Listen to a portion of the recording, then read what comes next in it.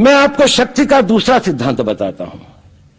मुझे नहीं मालूम कि यह सिद्धांत मुझे बताना चाहिए या नहीं, मुझे यह भी नहीं मालूम कि यह सही है या नहीं, लेकिन क्योंकि मैं इसको मानता हूं और मुझे मालूम है कि इसके बारे में कई लोग जिनके हायर मॉरल वैल्यूज हैं शायद न भी समझते हो या न भी वो रखते हो, लेकिन एक मेरा विचार है, चाहे तो इस पर विचार करें।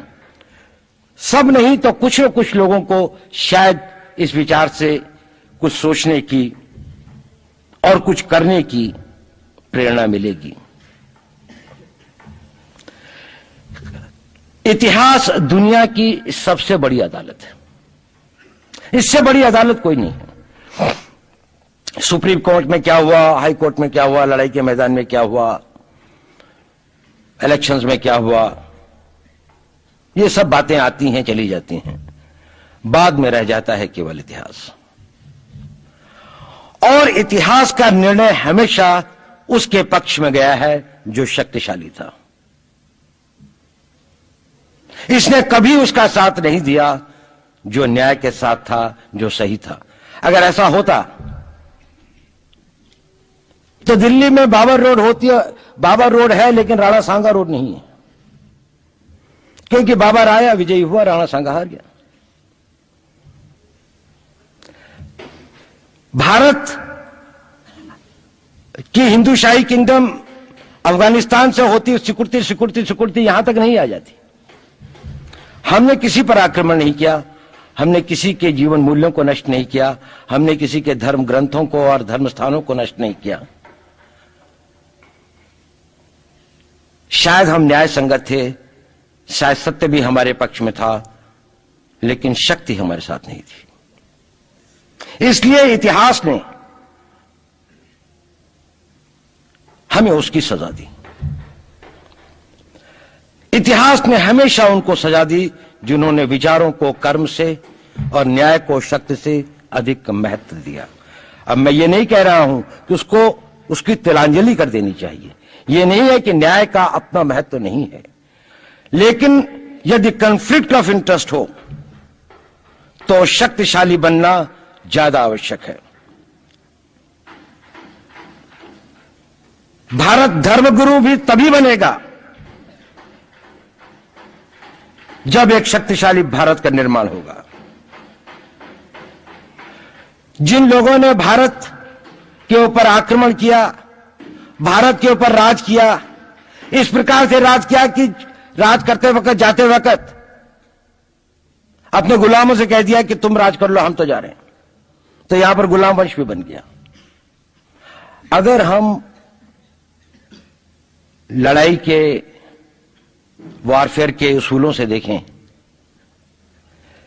कि किसी भी राष्ट्र की जो कॉम्प्रिहेंसिव स्टेट पावर होती है, किन चीजों से वो लड़ाई लड़ता है, किसको हम कहते हैं कि ये शक्तिशाली है, दूसरा शक्तिशाली नहीं है, क्या वो अव्यय होते हैं उसके, क्या घटक होते हैं उसके।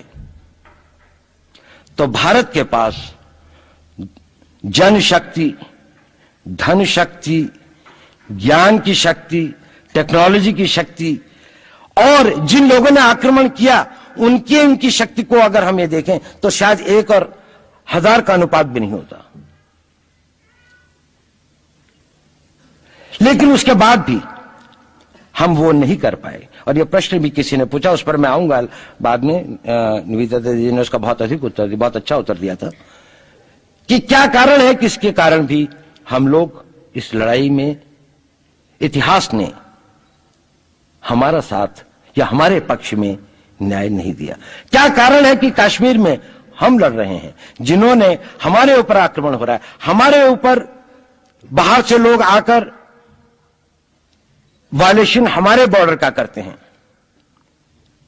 इन्फिल्ट्रेटर्स हमारे यहां आते हैं, जबकि पूरा का पूरा कश्मीर भारत का भाग है, अभिन्न भाग है।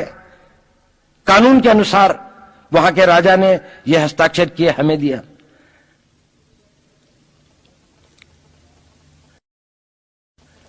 क्या कारण है कि करोड़ों की संख्या में बांग्लादेश से लोग भारत में आते हैं, हम बाड़ लगाते हैं, वो लोग वहां से मना करते हैं कि आप हमारे आदमियों को आने दीजिए, और हम कुछ नहीं कर पाते। और भारत में 2 करोड़ नागरिक रहते हैं। हम हर एयरपोर्ट के ऊपर में इमिग्रेशन की चेक पोस्ट लगाते हैं कि कहीं पर कोई एक आदमी बिना पासपोर्ट के या बिना वीजा के भारत में प्रवेश न कर जाए। यहां पर लाखों की संख्या में, करोड़ों की संख्या में लोग आते हैं। सुप्रीम कोर्ट भी ये वो करता है कि जिन लोगों ने जो इसके लिए जिम्मेदार हैं, उन्होंने जो काम किया है वो भारत के ऊपर आक्रमण के बराबर काम किया है। और वही सरकार उस सुप्रीम कोर्ट के 25 जुलाई 2005 के निर्णय के 3 दिन के अंदर में एक नया अध्यादेश जारी करके उन सारे के सारे कानूनों को फॉरेनर्स एक्ट के अंदर में इनकॉर्पोरेट कर लेती है, क्योंकि जो वो IMDT एक्ट था उसको सुप्रीम कोर्ट ने नल एंड वॉइड कर दिया। ये सब बातें हमें सोचने और समझने की आवश्यकता है। एक कारण, मैं ज्यादा चीजों में नहीं जाना चाहता, इतना समय भी नहीं होगा,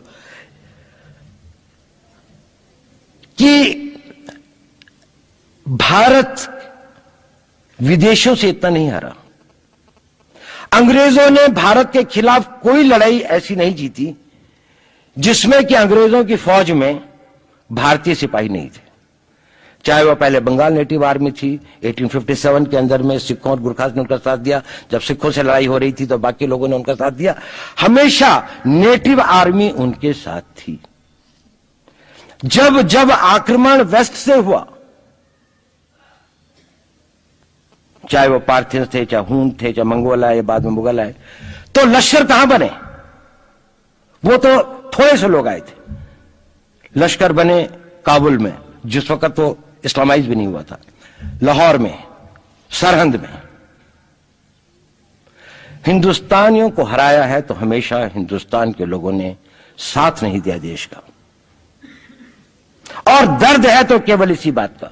भारत के इतिहास में अगर दर्द केवल इस बात का नहीं है कि विदेशियों ने हमारे साथ क्या किया, उनका तो हम मुकाबला कर लेते।